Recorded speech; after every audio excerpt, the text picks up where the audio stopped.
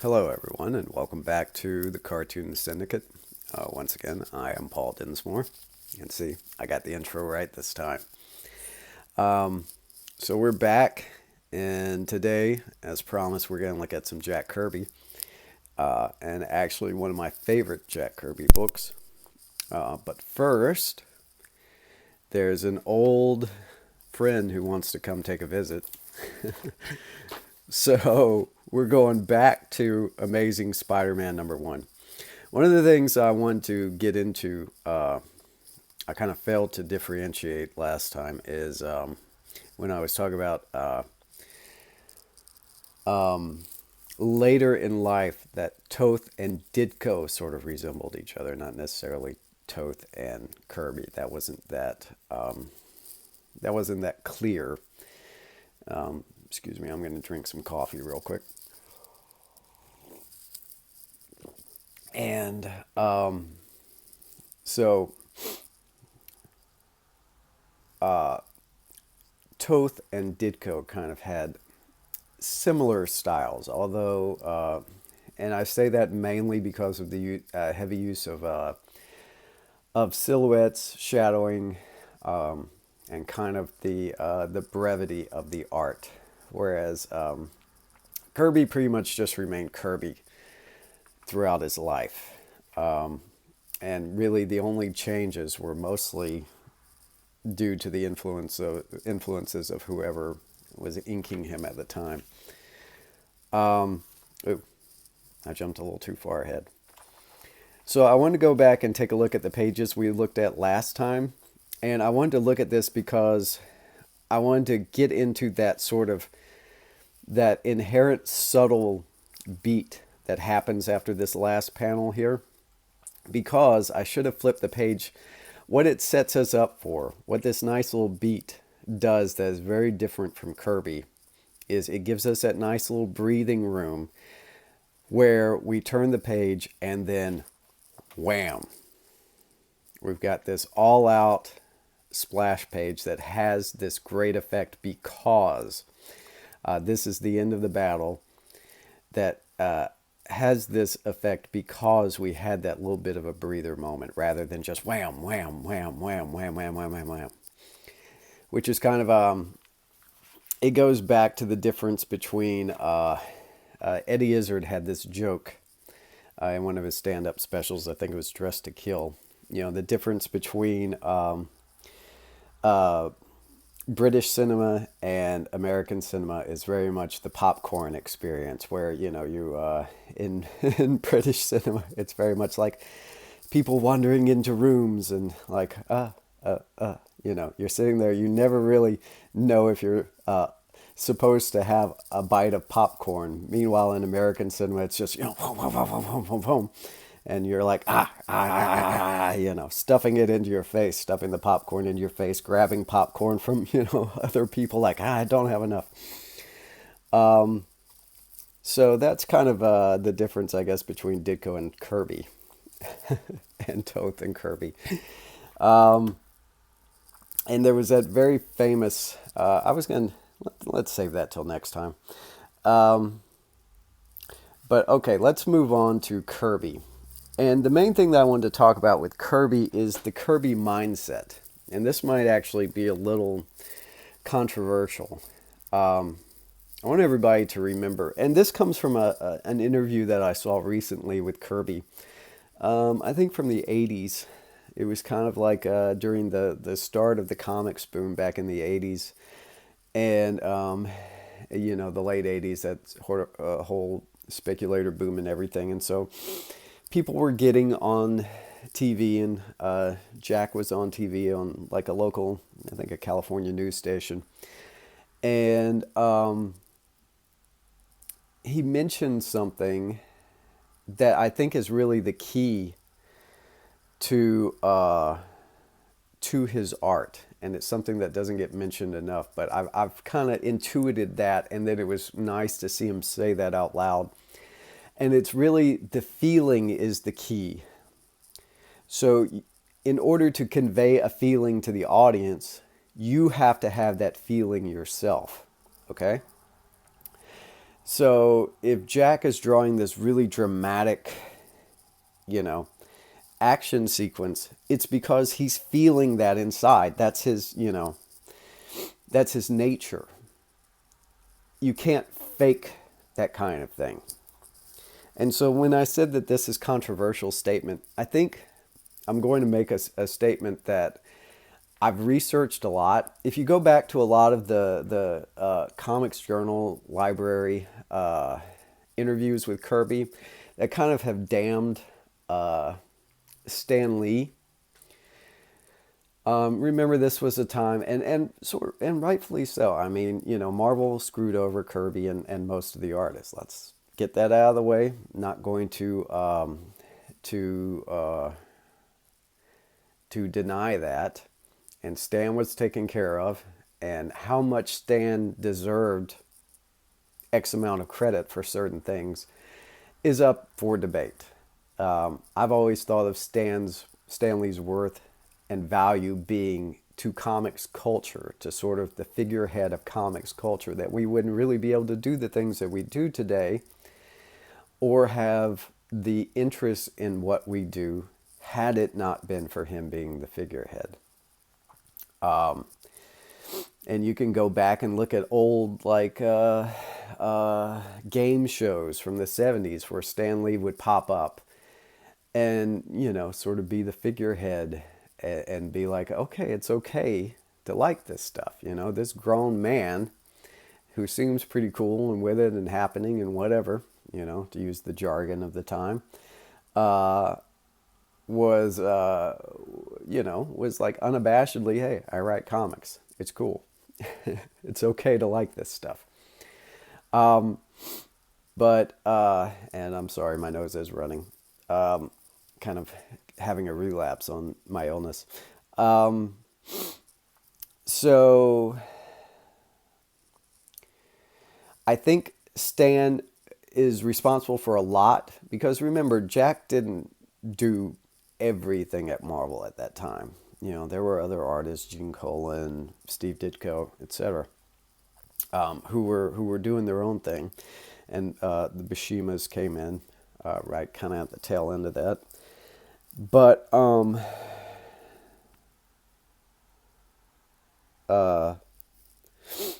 but it's often gone back to with those Fantastic Four pages where you see not only we know that if Stan gave any input whatsoever at the beginning stages, it wasn't much, and even he would admit that. But then it harkens back to how much of the dialogue and exposition and everything is Jack's and how much is Stan's, because you have pretty much the basis, at least, of the dialogue written down by Jack Kirby within the margins. And we can see that. We can go back and we can take a look at those Fantastic Four pages and see that he was writing at least the first draft of what would become the dialogue. So Stan was pretty much just saying, okay, well, let me, make this a little snappier and put that in there. And of course, that also comes into, we know that his brother was doing a lot as well of the writing. So, how much goes to Stanley, how much goes to his brother, etc. There's a whole lot of plates up in the air. But here's the controversial thing. Let's take a look at Jack Kirby's mindset. Jack was a rough and tumble dude, man.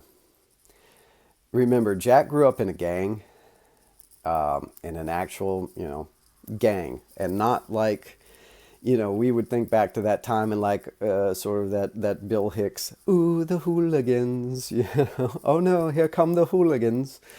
No, this was like people got effed up by these gangs, and Jack was a part of that.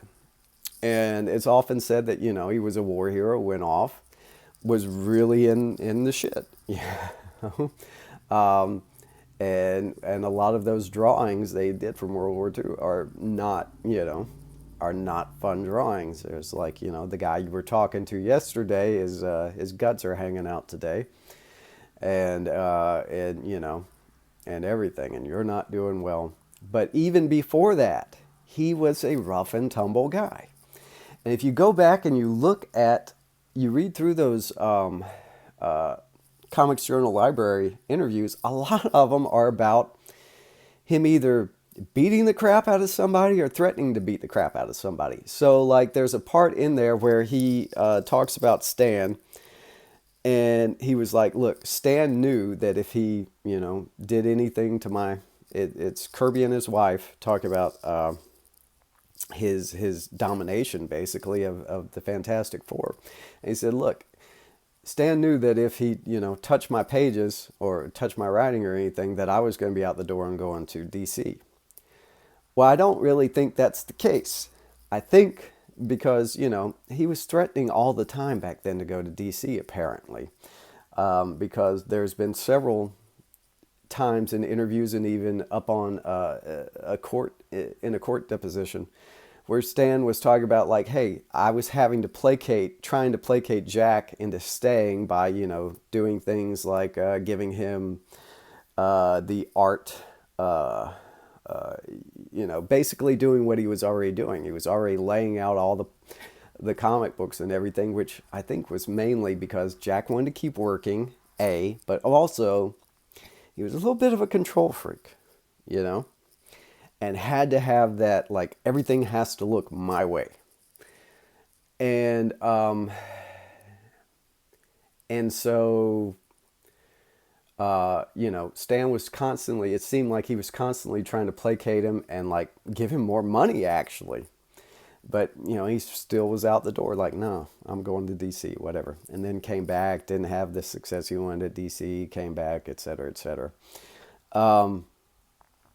But when it comes to him threatening, to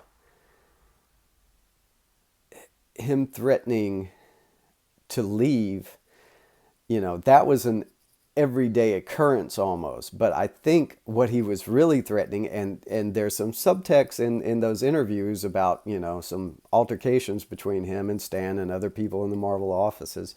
I think he was literally like, Stan, you touch my pages, I'm going to come beat the shit out of you. And so I literally think he was threatening Stan for control of the Fantastic Four. So, you know, that's kind of up in the air. But both brilliant men. And now we're going to take a look. Now with that lead in, we're going to take a look at The Forever People, which is actually my favorite Kirby book. Not necessarily in terms of writing or anything else, but in terms of just all out, there's almost no exposition. Right from the get-go, it's just boom, boom, boom, boom, boom, and it never really ends. It's always in your face. This is my old copy of The Forever People. I have new copies of Mr. Miracle and the New Gods, etc. I've lost my old copy somewhere along the way, but still have my old kind of black and white copies of this. And once again, I have my Martian Mouse art sketches and things, thumbnails over there. All right. Now, the first thing I wanted to look at from the get-go,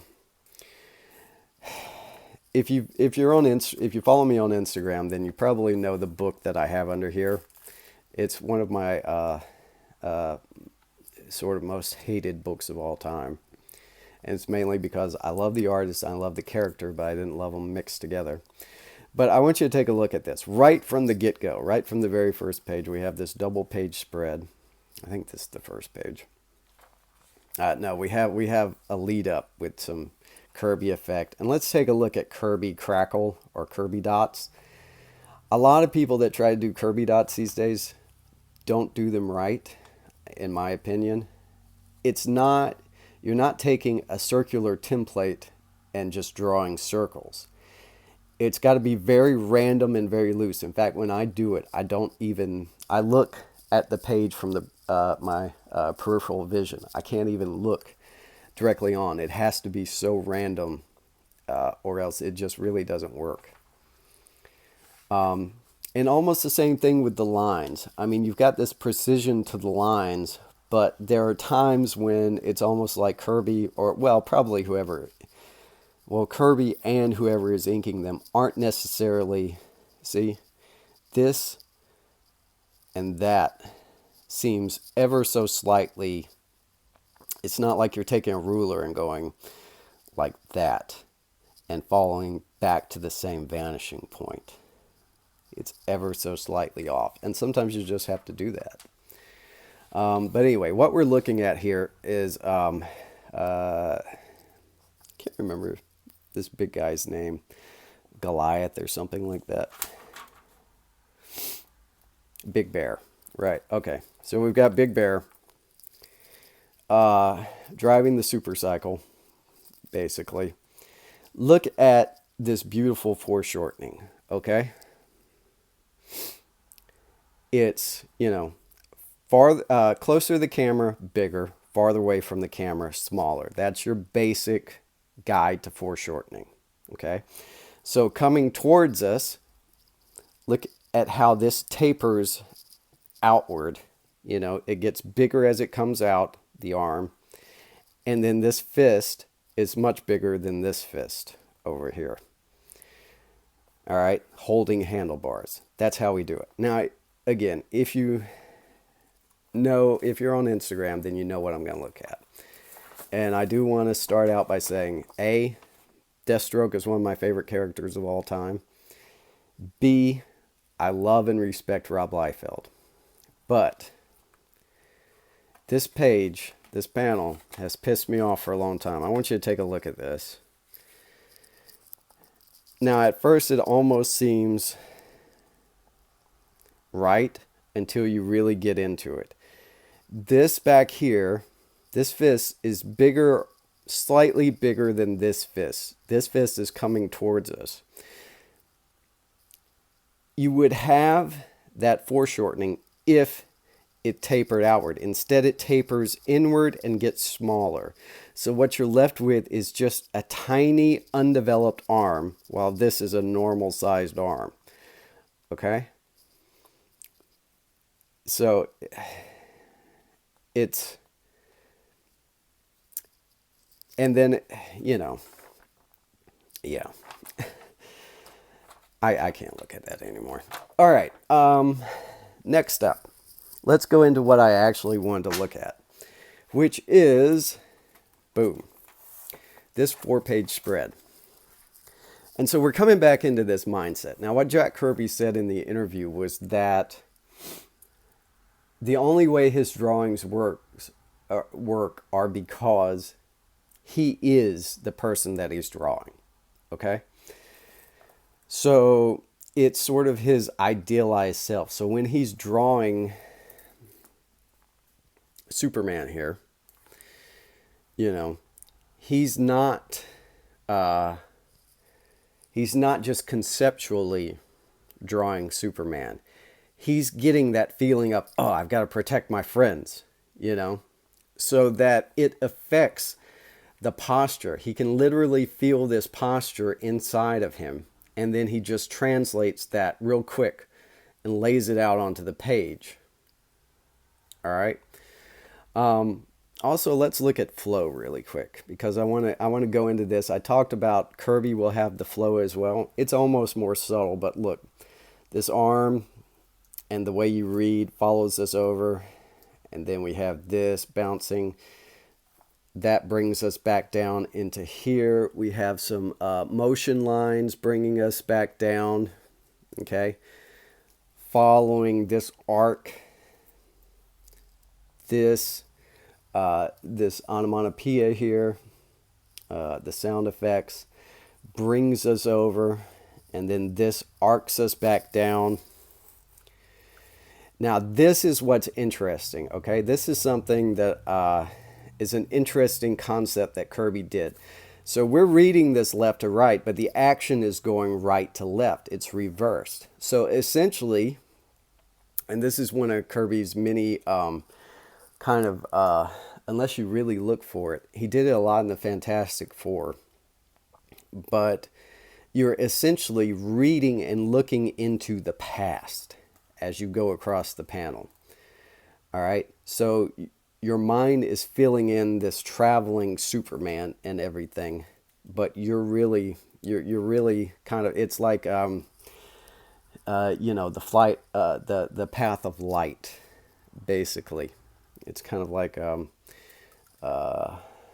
light and relativity in a panel, so that as you're going forward, what you're actually doing is going backwards. And it's a very cool concept.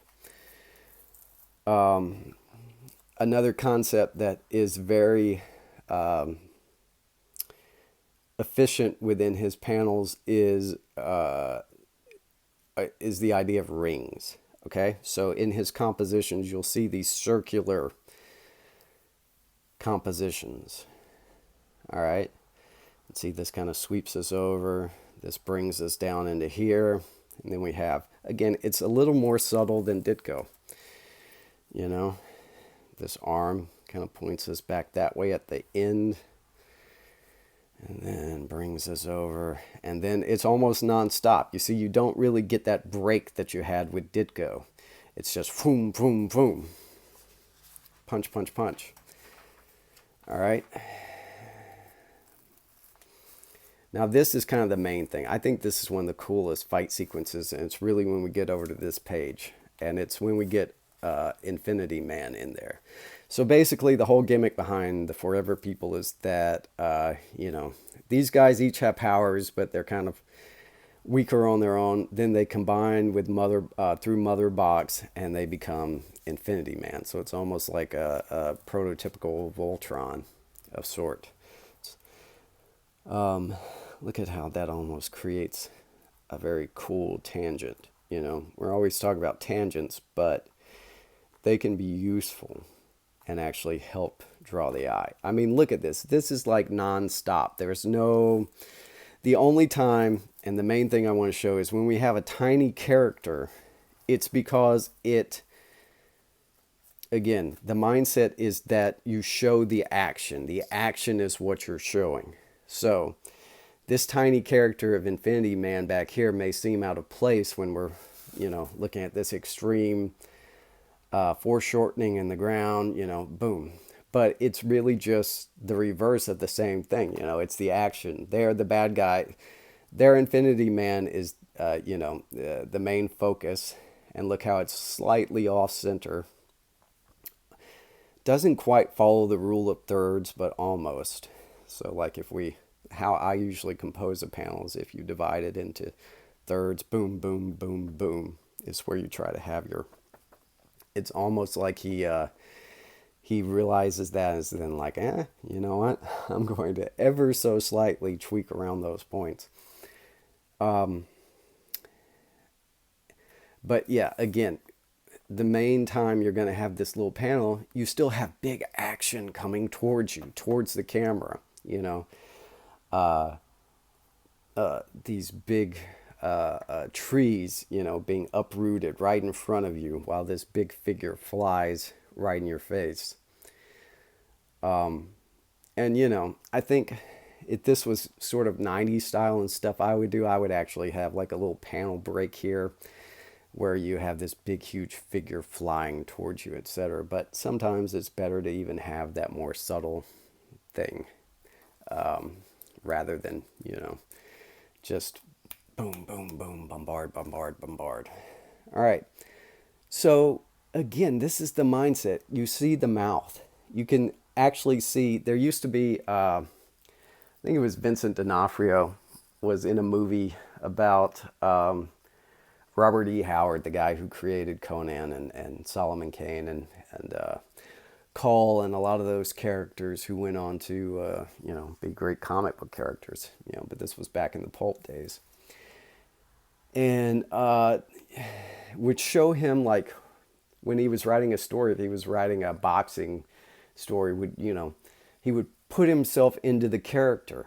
So he would become the character, and you'd see him, running down the street, like throwing jabs and punches and really trying to get in the head of that. The same thing when he was doing Conan, grabbing like a you know, some big board or something, and pretending it was a sword and really trying to get in the head of him. And you can see that with Kirby, but in a more sort of internalized way where he's not having to act anything out. I mean, you know, people often talked about him being in a meditative state while he was drawing. But inside, I'm sure the turmoil, you know, I mean, think about this guy lived through actual war, all these battles with gangs and battles with lawyers and Stanley and all of that in his lifetime, as well as probably just some very awkward meetings with fan people, etc.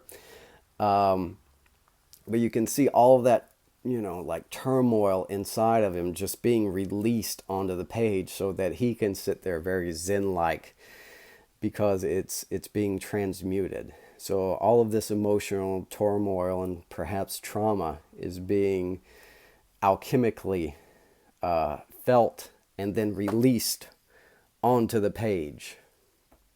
And that's the mindset that I want to get across. Especially if you're doing, well, really anything. It doesn't have to be, again, this Kirby crackle again. Look at the irregularity of it. You know, it's not just fully formed circles. It's random. It's beautiful. It's chaotic. That's where you get the action from. And so that is what I want to get across. That it's not just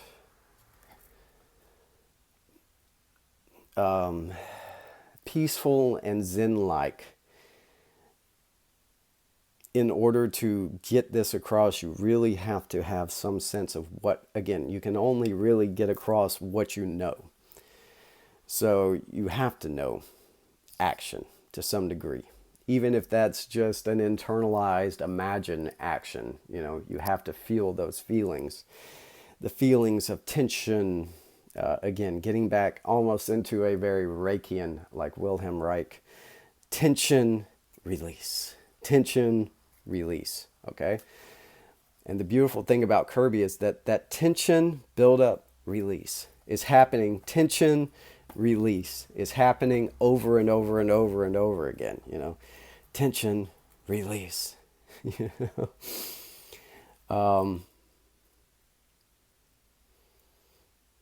And there are so many concepts we could go into, but this is just the one I wanted to look at this time.